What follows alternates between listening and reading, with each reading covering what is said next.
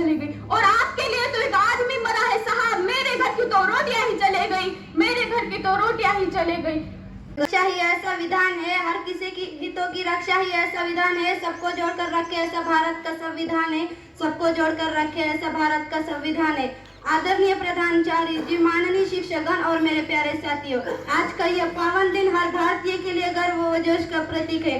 26 जनवरी का यह ऐतिहासिक दिन हमें न केवल हमारे गणतंत्र की याद दिलाता है, बल्कि हमें हमारे स्वतंत्र सेनानियों के बलिदान और देशभक्ति की गाथा भी सुनाता है। 9 दिसंबर 1946 को संविधान सभा की प्रथम बैठक हुई और इसके 2 वर्ष 11 महीने 18 दिन बाद 26 नवंबर 1949 को संविधान सभा द्वारा भारत का संविधान पारित किया गया। इसीलिए 26 नवंबर को संविधान दिवस या कॉन्स्टिट्यूशन डे के रूप में मनाया जाता है। लेकिन अभी संविधान पारित हुआ था, लागू नहीं, और लागू करने के लिए चुनी गई एक ऐतिहासिक तारीख 26 जनवरी 1950, क्योंकि ठीक 20 साल पहले 26 जनवरी 1930 को भारतीय राष्ट्रीय कांग्रेस ने भारत को पूर्ण स्वराज घोषित किया था और उसी दिन लाहौर में पंडित जवाहरलाल नेहरू ने तिरंगा फहराया था।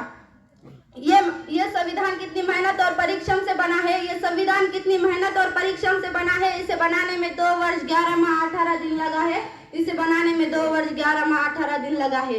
26 जनवरी 1950 को भारत का संविधान लागू हुआ और हमारा भारत एक गणराज्य बना। ये दिन इसीलिए खास है क्योंकि ये हमें हमारे बलिदान और कर्तव्य दोनों की याद दिलाता है। डॉक्टर बाबा साहेब अम्बेडकर ने ऐसा संविधान लिखा जिसने हर नागरिक को समानता, स्वतंत्रता और न्याय का अधिकार दिया। आज हम गर्व से कह सकते हैं कि हमारा संविधान दुनिया के सबसे बेहतरीन संविधानों में से एक है। नीति और नियम से चलता है सारा संसार, नीति और नियम से चलता है सारा संसार, संविधान से तय हुए हम सबके अधिकार, संविधान से तय हुए हम सबके अधिकार। 26 जनवरी 1950 को भारत का अद्वितीय संविधान लागू हुआ।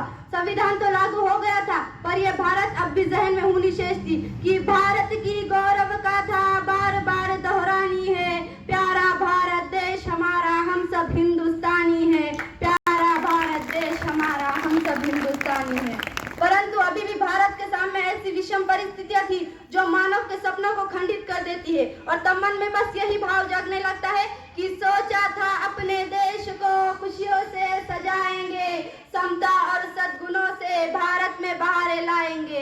हाय, ये आजादी के बाद क्या हो गया। कलाम के सपनों का भारत ना जाने कहाँ खो गया। इस खोते हुए भारत का महज एक कारण है, क्या नीति अत्याचार बढ़ रहा युग का अर्जुन मोल है। अपमानित द्रौपदी पक्ष में बोलने वाला कौन है। युग के अर्जुन गाठी वो उठा ले, गीता का फरमान है। अब गुणों के समक्ष झुकेंगे नहीं, हमें करना राष्ट्र सम्मान है। अब हमें करना राष्ट्र सम्मान है। गणतंत्र की स्वतंत्रता के लिए यह अति आवश्यक है कि हम अपनी सभ्यता, संस्कृति, मौलिक चिंतन और वैचारिक स्वतंत्रता को बनाए रखें। लेकिन आज ऐसा लगता है कि मिली राजनैतिक स्वतंत्रता पर विचार परतंत्र है, पाश्चात्य चिंतन चरित्र से कहा हुए स्वतंत्र है। अभी स्वदेशी तंत्रोपेक्षित मिला कहा सम्मान है और किसी कोने में बैठा रो रहा संविधान है, और किसी कोने में बैठा रो रहा संविधान है।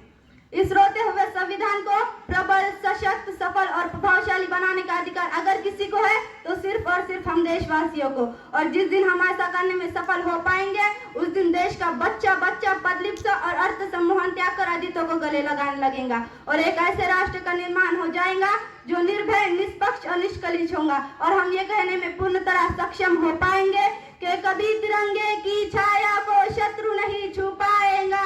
धैर्य, एकता और साहस से हर प्रश्न सुलझता जाएगा। धैर्य, एकता और साहस से हर प्रश्न सुलझता जाएगा। भारत का संविधान दुनिया का सबसे बड़ा लिखित संविधान है। ये संविधान ही है जो भारत के सभी जाति और वर्ग के लोगों को एक दूसरे से जोड़े रखता है।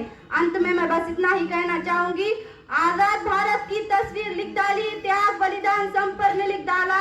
आजाद भारत की तस्वीर लिख डाली, त्याग बलिदान संपन्न लिख डाला।